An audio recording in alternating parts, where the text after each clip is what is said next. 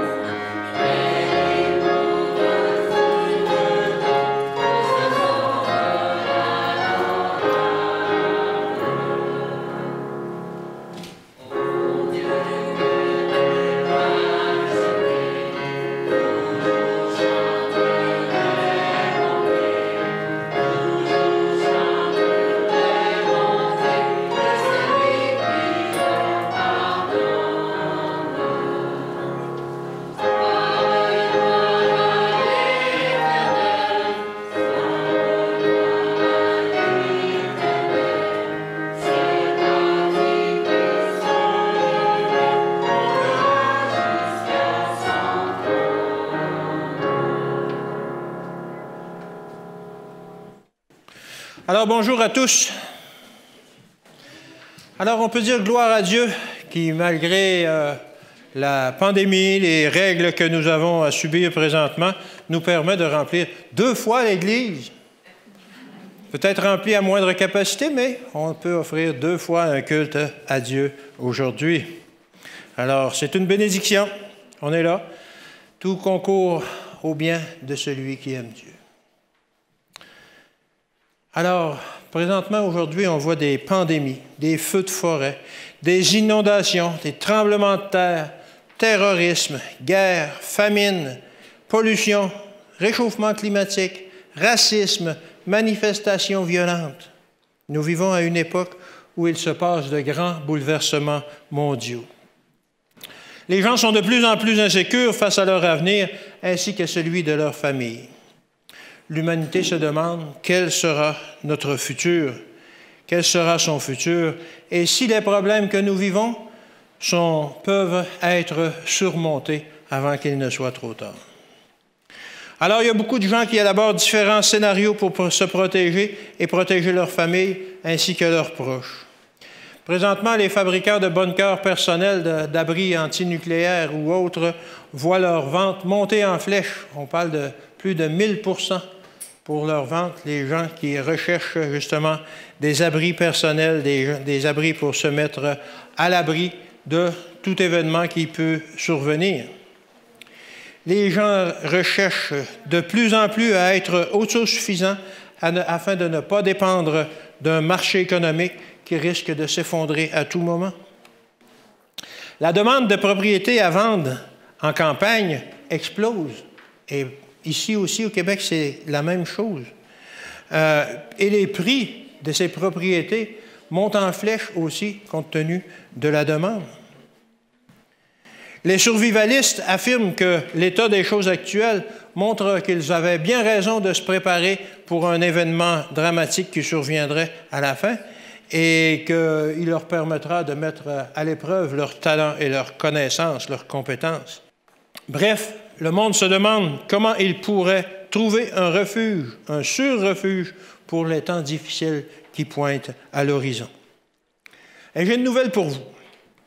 Ces gens qui prévoient une tempête énorme, ils ont raison. La Bible le confirme. La tempête s'en vient. Matthieu 7, verset 24. Matthieu 7, verset 24. C'est pourquoi quiconque entend ces paroles que je dis et les met en pratique sera semblable à un homme prudent qui a bâti sa maison sur le roc. La pluie est tombée, les torrents sont venus, les vents ont soufflé et se sont jetés contre cette maison. Elle n'est point tombée parce qu'elle était fondée sur le roc. Mais quiconque entend ces paroles que je dis et ne les met pas en pratique sera semblable à un homme insensé qui a bâti sa maison sur le sable. La pluie est tombée, les torrents sont venus, le vent a soufflé et ont battu cette maison. Elle est tombée et sa ruine a été grande. Les deux ont bâti une maison. La pluie est venue sur les deux maisons et le vent a soufflé sur les deux, mais seulement une d'elles s'est effondrée, seulement une d'elles est restée debout. Alors, quelle sorte de maison est-ce qu'on doit construire pour faire face à la tempête des temps de la fin, afin d'être assuré qu'elle tiendra le coup contre les éléments déchaînés? Alors, cette parabole nous dit qu'effectivement, il y a une tempête qui s'en vient dans le monde. Et Jésus nous incite à nous y préparer. On doit donc s'y préparer de la bonne façon parce que la tempête s'abattra sur 100% du monde, sur tout le monde. Tout le monde devra subir la tempête. Et seule la maison qui sera bâtie sur le roc survivra à la tempête. Est-ce que notre maison est bâtie sur le roc ou sur le sable? La Bible nous parle de plein de tempêtes. On parle de beaucoup de tempêtes dans la Bible. Il y a eu celle du temps de Noé, il y a eu celle de Jonas, il y a eu celle que Jésus et les apôtres ont subie sur la mer de Galilée, 2 fois plutôt qu'une. Dans le livre des Actes, Paul, en tant que prisonnier, a dû faire face à la tempête qui a causé le naufrage de son navire, de leur navire. Alors cependant, bien que ces tempêtes diffèrent, un seul élément, il y a un élément qui les relie toutes. C'est qu'à la fin de chacune d'elles, on y rend un culte d'adoration envers celui qui a délivré. Et nous savons que lorsque la tempête du temps de la fin sera passée, il y aura un culte d'adoration rendu dans le ciel pour celui qui aura délivré les élus. J'ai hâte de participer à ce culte-là. J'imagine tous les gens de la terre qui auront été sauvés chantant à la gloire de Dieu. Wow! Ça sera sûrement grandiose. Bien, j'ai une bonne nouvelle à vous annoncer, mais avant de vous l'annoncer, malheureusement, avant d'annoncer une bonne nouvelle, parfois on doit en annoncer une mauvaise. Alors, ça permet de plus apprécier la bonne qui vient par la suite. Alors, Romains 1, verset 18. Romains 1, verset 18. La colère de Dieu se révèle du ciel contre toute impiété et toute injustice des hommes qui retiennent injustement la vérité captive. On ne parle pas souvent de la colère de Dieu. C'est rare que quelqu'un va faire une prédication sur la colère de Dieu. Pourtant, c'est un sujet qui est abordé plus de 200 fois dans la Bible, et particulièrement, justement, dans le Nouveau Testament. Alors, je pense que c'est important de parler, justement, de la colère de Dieu. Romains 2, versets 1 à 4. « Qui que tu sois, homme, toi qui juges, tu es donc inexcusable. En effet, en jugeant les autres, tu te condamnes toi-même, puisque toi qui juges, tu agis comme eux. Nous savons que le jugement de Dieu contre ceux qui agissent ainsi est conforme à la vérité. Et penses-tu, toi qui juges les auteurs de tels actes et qu'il ait fait aussi, que tu échapperas au jugement de Dieu? Ou méprises-tu les richesses de sa bonté, de sa patience, de sa générosité, en ne reconnaissant pas que la bonté de Dieu te pousse à changer d'attitude? Par ton endurcissement et ton refus de te repentir, tu t'amasses un trésor de colère pour le jour où Dieu révélera sa colère et son juste jugement. Alors, on nous parle ici d'un trésor de colère. J'ai de la difficulté à imaginer que la colère puisse être un trésor, mais on peut dire qu'il y en a un coffre plein de colère qui est en train de s'accumuler, justement, de s'amasser, un trésor de colère pour le jour où Dieu révélera, justement, sa colère. Versets 6 et 7 maintenant, continuons au verset 6 et 7. « Il traitera chacun conformément à ses actes, à ceux qui, par leur persévérance à faire le bien, recherchent l'honneur, la gloire, l'incorruptibilité, il donnera la vie éternelle. » Alors, Paul nous dit que Dieu traitera chacun conformément à ses actes, certains pour la vie éternelle, certains qui auront refusé de se repentir et de changer d'attitude pour la colère de Dieu. Alors, on a seulement deux choix devant nous. Recevoir la récompense ou faire face à la colère de Dieu. Deux nouvelles, une mauvaise, une bonne. La colère de Dieu ou la vie éternelle. Le choix nous appartient. Mais comment doit être construite notre maison pour qu'elle échappe à la colère de Dieu qui se répandra sur le monde au temps de la fin? Luc 3, verset 7. Il disait donc à ceux qui venaient en foule pour être baptisés par lui, « Race de vipères, qui vous a appris à fuir la colère à venir? Produisez donc des fruits dignes de la repentance et ne vous mettez pas à dire en vous-même, « Nous avons Abraham pour père. » Car je vous déclare que de ces pierres, Dieu peut susciter des enfants à Abraham. Déjà même, la cognée est mise à la racine des arbres. Tout arbre qui ne produit pas de bons fruits sera coupé et jeté au feu. Alors, Jean-Baptiste avertissait les gens de cette époque qu'il se demandait qu'est-ce qui vous a appris à fuir la colère à venir. La colère à venir va venir. Produisez donc des fruits de la repentance. Repentez-vous. Et que chacun produise des fruits. Déjà, la cognée est mise à l'arbre. Déjà, les jugements sont en train de se rendre. Et fuyez la colère de Dieu. Luc 15, versets 1 et 2. Je suis le vrai cep, et mon Père est le vigneron. Tout sarment qui est en moi et qui ne porte pas de fruit, il le retranche. Et tout sarment qui porte du fruit, il l'émonde, afin qu'il porte encore plus de fruits. Alors les sarments qui ne produisent pas de fruits seront jetés au feu, et ils brûleront. Présentement, en Californie, il fait rage d'immenses feux de forêt. Du moins, jusqu'à tout récemment, il y avait d'immenses feux de forêt. C'est quelque chose qu'on est habitué aussi à vivre au Québec, dans le nord du Québec, d'immenses feux de forêt. L'an dernier, en Australie, ça a été quelque chose de terrible.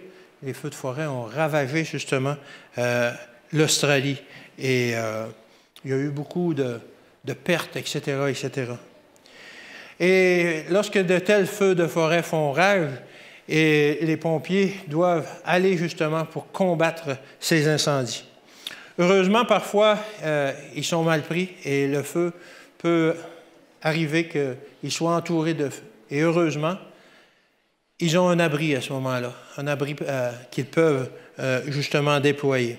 Lorsque le feu, parfois, il va sauter du sommet des cimes des arbres jusqu'à l'autre, jusqu'aux autres cimes des arbres, et les pompiers se retrouvent entourés. À ce moment-là, ils n'ont plus de porte de sortie, ils n'ont plus de sortie. Alors, lorsque le commandant leur dit « déployez vos abris », c'est le moment justement de se mettre à l'abri. Et comment est-ce qu'ils font? Ils ont sur eux un abri portatif qui est fait en fibre de verre et en aluminium. C'est très léger, mais ils peuvent se recouvrir avec ça en se mettant, en s'accroupissant par terre, ils se recouvrent de ça. Et généralement, cet abri est assez efficace pour les protéger du feu. Alors, ils ont l'air d'une patate au four, mais ils peuvent conserver, avec cet abri, ils peuvent conserver la vie. Nous aussi, nous avons un surabri pour faire face à la tempête de feu qui s'en vient. Cet abri, c'est Jésus qui nous met à l'abri de la colère de Dieu. Jean 3, verset 36. On connaît plus peut-être Jean 3, 16, mais Jean 3, verset 36 est aussi un verset important qui nous est apporté par Jean. Celui qui croit au Fils a la vie éternelle. Celui qui ne croit pas au Fils ne verra point la vie, mais la colère de Dieu demeure sur lui. Alors, on n'a pas de problème avec la première partie de ce verset. On le prêche, on l'amène comme témoignage que la foi en Jésus va nous apporter la vie éternelle. Mais en contrepartie, ce verset continue, « Celui qui ne croit pas au Fils ne verra point la vie, mais la colère de Dieu demeure sur lui. » Et cette partie, on aime moins en parler, mais elle est là. Il faut justement l'annoncer, elle aussi. Jean, dont l'Évangile parle beaucoup d'amour, on appelait Jean l'apôtre de l'amour de Dieu, parle quand même de la colère de Dieu. Et pour bien faire comprendre Jean 3, verset 16, que l'on connaît tous par cœur, et du moins souvent le premier verset que l'on apprend par cœur, qui est celui-ci, « Car Dieu a tant aimé le monde, qu'il a donné son Fils, afin que quiconque croit en lui ne périsse point, mais qu'il a la vie éternelle. » Alors, pour bien comprendre ce verset, il faut justement le jumeler avec Jean 3, verset 36, qui nous parle qu'il y aura aussi la colère de Dieu en contrepartie du salut pour ceux qui l'aiment, pour ceux qui aiment Dieu. Alors, Jean-Baptiste disait de fuir la colère de Dieu. Race de vipères, qu'il leur disait, qui vous a appris à fuir la colère de Dieu, qui est déclenchée par l'incrédulité envers Dieu et par le péché. Mais il y a une chose bizarre qui se produit. Si on veut fuir la colère de Dieu, il ne faut pas courir loin de Dieu, il faut courir vers Dieu. C'est vers lui qu'il faut aller, c'est auprès de lui qu'il faut s'approcher. Matthieu 23, verset 37. Jérusalem, Jérusalem, qui tue les prophètes et qui lapide ceux qui te sont envoyés. Combien de fois ai-je voulu rassembler tes enfants, comme une poule rassemble ses poussins sous ses ailes, et vous ne l'avez pas voulu.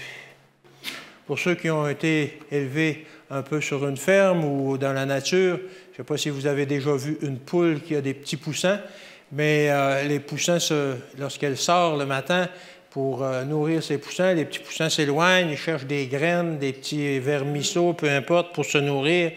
Et si le chat ou le chien s'approche, ou nous-mêmes, nous nous approchons de la poule, c'est instantanément, elle dit un signal, elle fait un signal, et tous les poussins accourent vers elle, s'abriter sous ses ailes.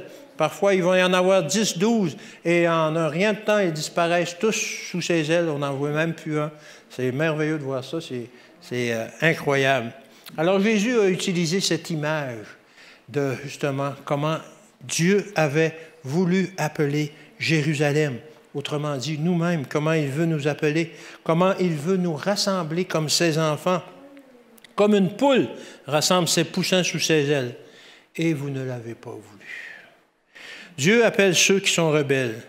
Il ne les exhorte pas à fuir en s'éloignant de lui, mais à fuir le péché en s'approchant de lui et en venant nous abriter sous ses ailes.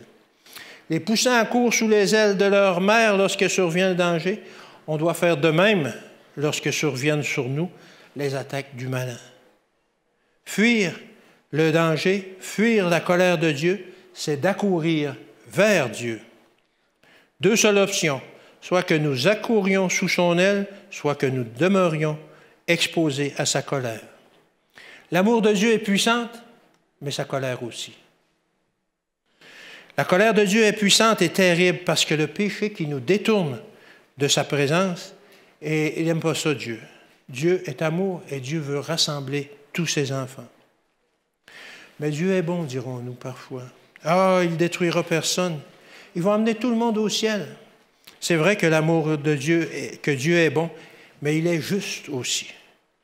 Il ne peut pas tolérer le péché qui nous détruit et qui détruit l'humanité qu'il a créée. On dit que Dieu est un Dieu jaloux. Il est jaloux du péché parce que le péché est en train de nous détruire et il est fâché contre le péché.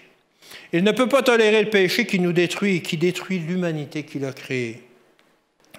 Et cette humanité, par sa persévérance à commettre le péché, est en train d'accumuler un trésor de colère de Dieu. Présentement, nous ne pouvons pas voir ou être en relation directe avec Dieu. On ne peut pas voir Dieu directement. La raison est simple, c'est que le péché nous a détournés de Dieu. Il nous a isolés de lui. Un bon exemple à cela, un bon exemple qu'on pourrait montrer pour illustrer cela, c'est le coronavirus que l'on vit présentement. Le coronavirus nous a isolés, chacun d'entre nous. Il nous éloigne 1,5 mètre, 2 mètres lorsqu'on n'a pas de masque. Il nous isole, chacun de nous. Il nous éloigne les uns des autres. Et ce monde a été séparé de Dieu par le péché. Nous avons été séparés de Dieu à cause du péché. Nous sommes présentement en quarantaine d'avec Dieu à cause du péché. Jésus a dû voiler sa divinité pour pouvoir venir sur terre pour régler le problème du péché, le péché qui nous sépare de Dieu. Pour nous, présentement, la seule façon que l'on a de s'approcher de Dieu est de nous mettre à l'abri par sa grâce. C'est la seule façon de pouvoir l'approcher sans être consumé. Nous devons fuir le péché, fuir la colère de Dieu et nous approcher de Dieu par sa grâce. L'ange est venu vers Lot et sa famille et a dit, Genèse 19, verset 17, « Après les avoir fait sortir, l'un d'eux dit, « Sauve-toi pour ta vie, ne regarde pas en arrière et ne t'arrête pas dans la plaine, sauve-toi vers la montagne, de peur que tu ne périsses. » Il y avait urgence à ce moment. Lot et sa famille avaient trop attendu pour sortir de la ville. Ils avaient trop attendu pour fuir le péché. Ne remettons pas à plus tard cette fuite du péché. Il y a urgence dans la demeure. C'est urgent. Nous devons dès aujourd'hui fuir le péché. Malheureusement, on a trop souvent tendance à remettre nos efforts de sanctification à plus tard. Un des moyens efficaces pour Satan de nous maintenir dans le péché, c'est de nous convaincre justement qu'il n'y a pas d'urgence. Ça ne presse pas. Un jour, ça sera le temps et tu verras. Tu verras ça plus tard. Tu corrigeras ce défaut plus tard. Bien sûr que tu vas avoir la victoire sur ce péché, mais en attendant, profite-en donc une dernière fois. Il sera bien assez tôt pour te reprendre en main. Tu as le temps. Tu feras ça un de ces jours. Lorsque vous voyez approcher le jugement de Dieu, fuyez vers la montagne, qui est Dieu, justement. Fuyez vers Dieu, qui est le seul refuge. Ne regardez pas en arrière, comme la femme de Lot. Il est temps, maintenant, de délaisser le péché. Luc 17, versets 30 et 32. Il en sera de même le jour où le Fils de l'homme paraîtra. En ce jour-là, que celui qui sera sur le toit et qui aura ses effets dans la maison ne descende pas pour les prendre. et que celui qui sera dans les champs ne retourne pas non plus en arrière. Souvenez-vous de la femme de Lot. La femme de Lot était hésitante dans sa fuite de Sodome. Elle s'est arrêtée et elle s'est retournée. Lorsqu'il est question pour nous de fuir le péché, il est hors de question que nous nous arrêtions et que nous nous retournions. C'est trop dangereux. On pourrait subir le même sort que la femme de Lot, être détruit instantanément. On ne sera peut-être pas détruit instantanément, comme la femme de Lot, mais éventuellement, nous allons subir le même sort, si nous continuons justement à persévérer dans le péché et si nous regrettons notre vie de péché d'avant au lieu d'apprécier la nouvelle vie que Dieu nous propose maintenant, dès maintenant d'avoir. Dieu est patient, mais il est juste. Il envoie la pluie sur les justes et les injustes, et les hommes prennent ce temps de grâce comme une autorisation à commettre le mal, parce qu'ils voient que les sanctions, les jugements n'arrivent pas, ils continuent à faire le mal. Ils disent, oh, il n'y a pas de problème, on peut encore continuer. Ecclésiaste 8, verset 11. Parce qu'une sentence contre les mauvaises actions ne s'exécute pas promptement, le cœur des fils de l'homme se remplit en eux du désir de faire le mal.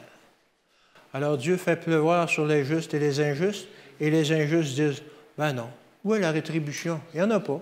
On continue à avoir la bénédiction de Dieu chaque jour. Alors, continuons à faire le mal, il n'y a pas de problème. Cependant, il y aura une limite.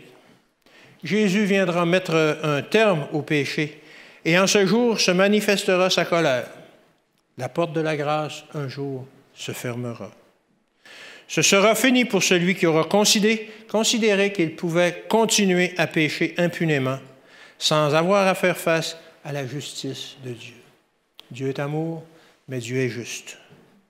Dieu attend avec impatience le jour où tous les chrétiens se décideront vraiment à délaisser leurs péchés, à aimer leur prochain, à témoigner pour lui, à prêcher l'Évangile, à devenir de nouvelles créatures.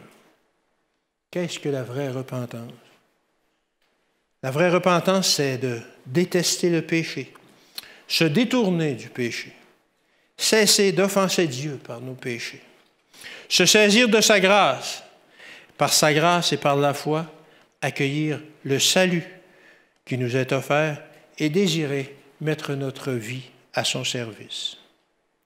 À ce moment, nous mettrons notre joie en l'Éternel et nous aurons alors une vie remplie de joie et de victoire à son service.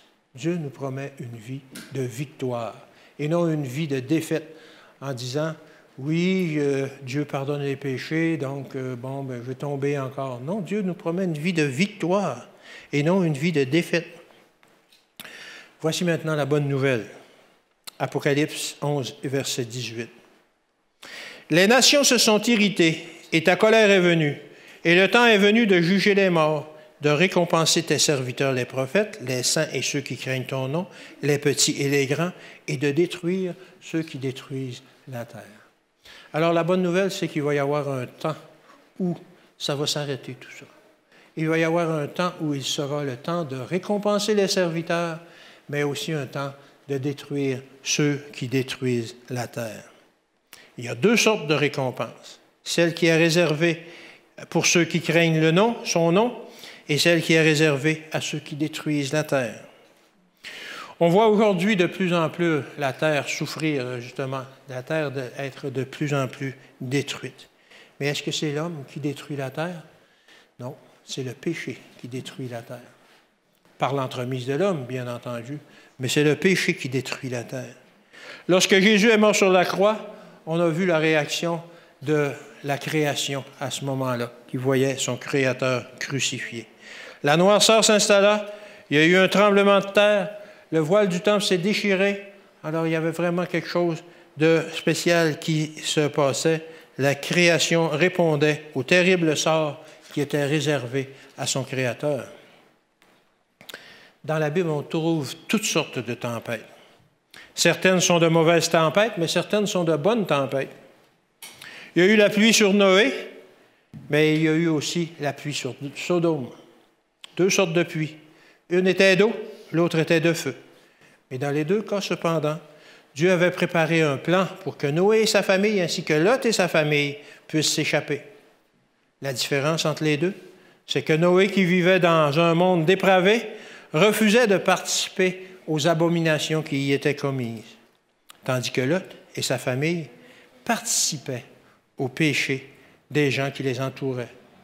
L'un a sauvé sa vie et la vie de sa famille, tandis que l'autre a eu la vie sauve au dernier moment, mais n'a pas réussi à sauver toute sa famille. Lot aurait dû fuir ce milieu de vie depuis longtemps déjà. Il aurait dû sortir de cette ville depuis longtemps et cesser de participer justement au péché de cette ville. Mais il a continué justement à participer au péché justement de cette ville. Mais il y a aussi des bonnes tempêtes auxquelles nous devons aspirer. Zacharie 10, verset 1. Demandez à l'Éternel la pluie du printemps. L'Éternel produira des éclairs et il vous enverra une abondante pluie. Il donnera à chacun de l'herbe dans son champ. Alors voici la tempête auquel nous devons aspirer. La pluie de l'arrière-saison, la pluie de la première et de l'arrière-saison. Le baptême du Saint-Esprit que Jésus nous a promis. C'est cette tempête-là qu'il nous faut aspirer d'avoir. Mais le baptême du Saint-Esprit ne viendra ni sur nous individuellement, ni sur notre Église, à moins que nous ne prions pour l'obtenir, autant individuellement que collectivement. Luc 11, verset 13. Si donc, méchants comme vous l'êtes, vous savez donner de bonnes choses à vos enfants, à combien plus forte raison le Père Céleste donnera-t-il le Saint-Esprit à ceux qui le lui demandent? Le Saint-Esprit est la chose la plus importante pour laquelle nous devrions prier, pour laquelle nous devrions aspirer. Qu'a demandé Salomon à Dieu? La sagesse, mais autrement dit, il a demandé le Saint-Esprit. Et le reste lui fut donné par surcroît. Salomon a été un homme très riche, mais ce n'est pas ce qu'il a demandé, la richesse. Il a demandé la sagesse, c'est-à-dire être guidé par l'Esprit. Et Dieu lui a dit, « Ah, comme tu as demandé la sagesse, on va te donner la sagesse et je vais te donner aussi tout ce qui vient avec. » Il en sera de même pour nous, comme pour lui, autant individuellement que collectivement. Lorsque nous prierons pour le Saint-Esprit, on va pouvoir avoir autant que Salomon a eu, autant de sagesse, autant de bien, etc., etc. Demandons le Saint-Esprit et tout ce que nous avons besoin pour continuer l'œuvre, et le reste nous sera donné par-dessus. Premièrement, il faut demander le Saint-Esprit. Et ce qui va nous être donné, c'est l'argent, les moyens, les ressources, le temps, etc. Tout cela nous sera donné par-dessus pour nous permettre de continuer l'œuvre de Dieu. Tous, nous avons besoin de cette tempête.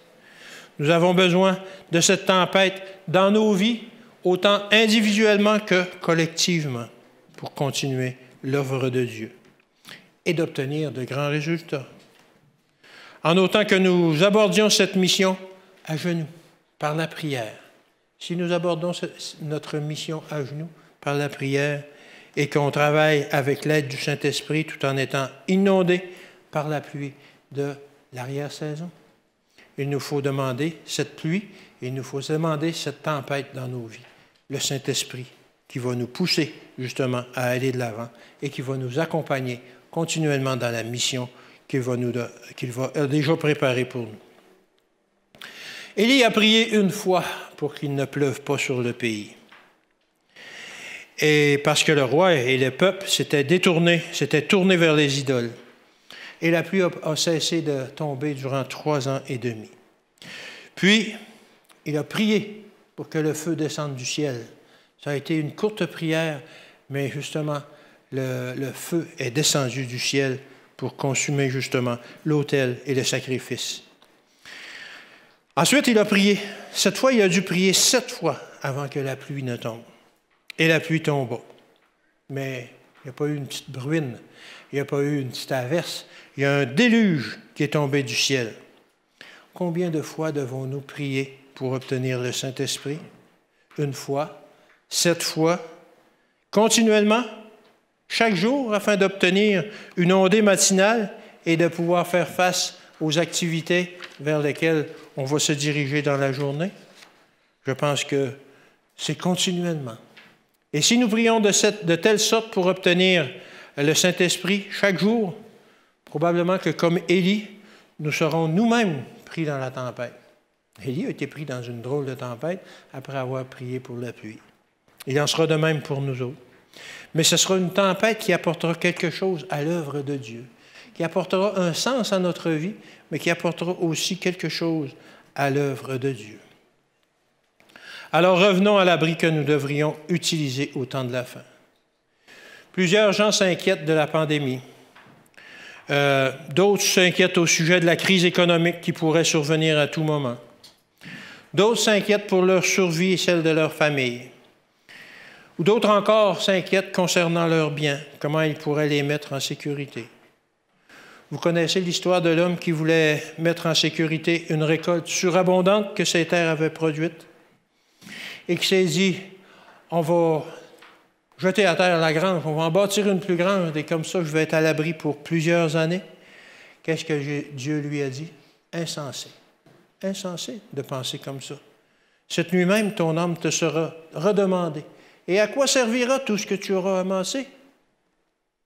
À quoi cela sert de ne vouloir qu'investir dans notre royaume terrestre? Ça ne sert à rien de ne vouloir qu'investir dans notre royaume terrestre. C'est folie, dit Dieu. C'est la folie de ne penser qu'à nous et de dire, « Wow, maintenant, j'y suis arrivé, j'ai accumulé de grands biens, on va profiter de la vie maintenant. » Insensé, dit le Seigneur. Jacques 5, versets 1 à 4. « À vous maintenant, riches, pleurez et gémissez à cause des malheurs qui viendront sur vous. Vos richesses sont pourries et vos vêtements sont rongés par les teignes. Votre or et votre argent sont rouillés. » Ce sont des métals qui sont réputés incorruptibles, qui ne rouillent pas. Mais Jacques nous dit, « Votre or et votre argent sont rouillés, et leur rouille s'élèvera en témoignage contre vous, et dévorera vos chairs comme un feu. Vous avez amassé des trésors dans les derniers jours. » Alors, ces gens-là, ce n'est pas le problème d'avoir amassé des trésors qu'ils ont eus, c'est de les avoir amassés pour eux-mêmes et ne pas les avoir mis au service de Dieu. La sécurité de nos trésors terrestres, ce n'est pas dans le fait d'acheter de l'or extrait des mines terrestres, mais plutôt d'acheter de l'or qui vient de Dieu. Quel est donc cet or? Quel est l'or que l'on peut acheter de Dieu et qui nous met à l'abri, justement, qui met à l'abri nos trésors? C'est l'amour. L'or, c'est l'amour. L'amour de Dieu et l'amour de notre prochain. On doit suivre son exemple et acheter de l'or qui vient, justement, du ciel. Apocalypse 18, versets 11 à 13. « Et les marchands de la terre pleurent et sont dans le deuil à cause d'elle, parce que personne n'achète plus leur cargaison. Cargaison d'or, d'argent, de pierres précieuses, de perles, de fin lin, de pourpre, de soie, d'écarlate. » Il y en a toute qu'une série qu'on nous énumère. « De toute espèce de bois de senteur, de toute espèce d'objet d'ivoire, de toute espèce d'objet en bois très précieux, en airain, en fer et en marbre, de cinnamome, d'aromates, de parfums, de myrrhe, d'encens, de vin, d'huile et de fine farine, de blé, de bœuf, de brebis, de chevaux, de chars, de corps et d'âmes d'hommes. Les fruits que désirait ton âme sont allés loin de toi, et toutes les choses délicates et magnifiques sont perdues pour toi, et tu ne les retrouveras plus. » Alors viendra un temps sur la terre où toutes ces choses vont passer et n'auront plus d'importance pour personne. Ces choses-là vont être détruites. Disparues les richesses de la terre, elles ne seront plus disponibles pour ceux qui avaient cherché à accumuler des trésors sur la terre. Ésaïe 2, versets 19 à 21. « On entrera dans les cavernes des rochers et dans les profondeurs de la poussière pour éviter la terreur de l'Éternel et l'éclat de sa majesté, quand il se lèvera pour effrayer la terre. En ce jour, les hommes jetteront leurs idoles d'argent et leurs idoles d'or, ne serviront plus à rien, qu'ils s'étaient faites pour les adorer, aux rats et aux chauves-souris. Et ils entreront dans les fentes des rochers et dans les creux des pierres pour éviter la terreur de l'Éternel et l'éclat de sa majesté, quand il se lèvera pour effrayer la terre. À quoi servira-t-il d'avoir consacré toute notre vie à vouloir accumuler des richesses sur cette terre au lieu d'avoir travaillé activement à la vigne du Seigneur? La Bible nous dit que ça ne sert à rien. Ça ne sert à rien. Il faut mettre ses richesses à la disposition de Dieu. Il faut travailler à la vigne du Seigneur. Matthieu 6, versets 19 et 20, un verset que vous connaissez, Matthieu 6, versets 19 et 20. « Ne vous amassez pas des trésors sur la terre où la teigne et la rouille détruisent et où les voleurs percent et dérobent, mais amassez-vous des trésors dans le ciel où la teigne et la rouille ne détruisent point et où les voleurs ne percent ni ne dérobent. » Alors, il n'y aura pas de voleurs dans le ciel pour voler nos trésors. Voici pour nos trésors. C'est là qu'on doit les mettre. On doit faire des dépôts dans la banque du ciel, justement, pour les mettre à l'abri. Mais nous, où est-ce qu'on doit s'abriter nous-mêmes pour le temps de la fin? Alors, comme on l'a vu au début, la colère de Dieu va un jour frapper le monde. Quel est donc le surabri que nous avons besoin pour y échapper, pour échapper à la colère? La meilleure façon d'y échapper est de faire déjà, dès aujourd'hui, la paix avec Dieu. Psaume 139, verset 7. « Où irai-je loin de ton esprit, et où fuirai-je loin de ta face? » Il n'y a pas d'option de fuite pour l'homme qui a voulu demeurer dans le péché. Jonas a essayé de fuir Dieu, mais ça n'a pas été d'un très grand succès. Amos 5, au verset 18. « Malheur à ceux qui désirent le jour de l'Éternel. Qu'attendez-vous du jour de l'Éternel? Il sera ténèbres et non lumière. Vous serez comme un homme qui fuit devant un lion et que rencontre un ours. Qui gagne sa demeure, appuie sa main sur la muraille et que mord un serpent. » Alors le méchant ne pourra pas fuir la colère de Dieu. Il va fuir un lion, mais il va se faire dévorer par un ours. Ou il va fuir et il va se rendre à sa maison en disant « Je suis en sécurité » et il va se faire mordre par un serpent. C'est une image pour dire qu'il n'y aura pas de possibilité d'échapper au jour de la colère de Dieu. Alors, il faut dès aujourd'hui fuir loin de sa colère, c'est-à-dire courir vers Dieu. Le seul abri pour le temps de la fin, c'est d'être sûr que nous sommes en Jésus. Aujourd'hui, alors qu'on vit des temps de troubles, on ne doit pas chercher à nous sauver nous-mêmes. Quel a été le surabri des Hébreux en Égypte? Ça a été de mettre le sang de l'agneau sur le cadre de leur pas. De la même façon, nous aussi, nous devons mettre le sang de l'agneau à la porte de notre cœur. Quel a été l'abri de Rahab et de sa famille lorsque Josué est à la tête des Hébreux, a sonné 7 fois de la trompette et a attaqué Jéricho? La ficelle rouge à sa fenêtre, qui était un symbole du sang de Christ. C'était le seul moyen par lequel il pouvait être à l'abri de l'attaque qui a coûté la vie à tous les habitants de Jéricho.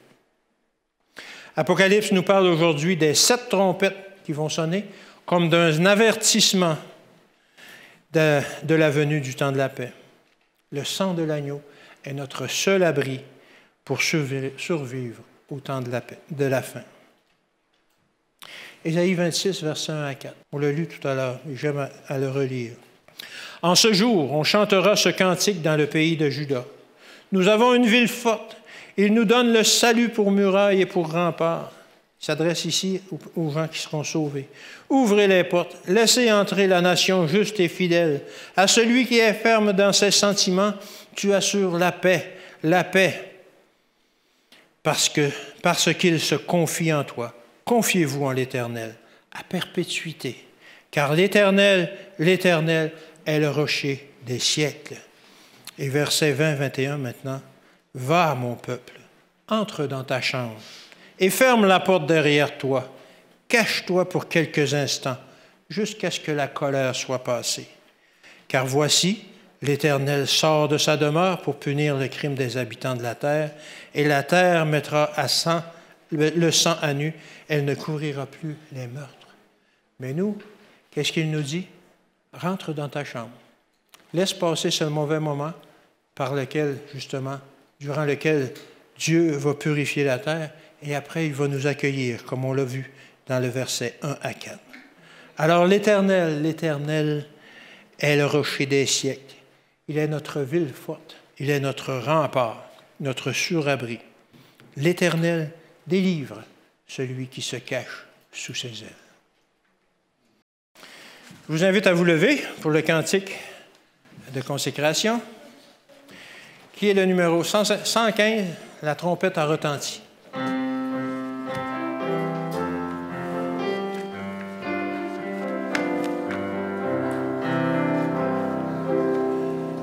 La trompette a retenti.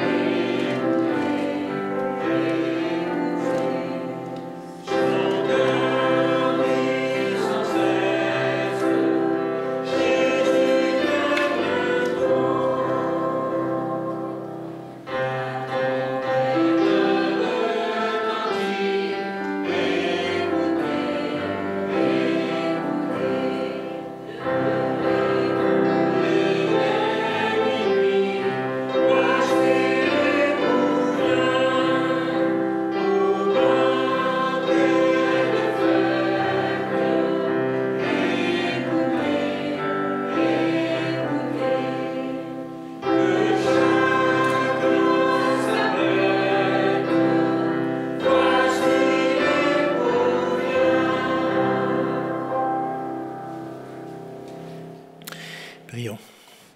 Bon tendre Père céleste, oui Seigneur, tu nous avertis qu'un jour il sera trop tard. Mais pour nous, Seigneur, qui mettons notre foi en toi, tu es le surabri par lequel nous devons nous abriter. Seigneur, fais que chaque jour de notre vie, chaque jour de la semaine qui vient, nous puissions nous consacrer à toi, demander ton esprit pour nous guider, afin que nous puissions participer à cette œuvre de rédemption, où tu as choisi de nous utiliser comme messagers pour transmettre la merveille du Sauveur qui est Jésus-Christ, qui est venu donner sa vie pour nous. Seigneur, je te prie de bénir ces gens, de les raccompagner chez eux, dans la paix, dans la grâce, et afin qu'ils puissent être protégés cette semaine et participer justement, eux aussi, à la mission que tu nous as confiée. C'est au nom et par les mérites de ton Fils qu'on te demande ces choses. Amen.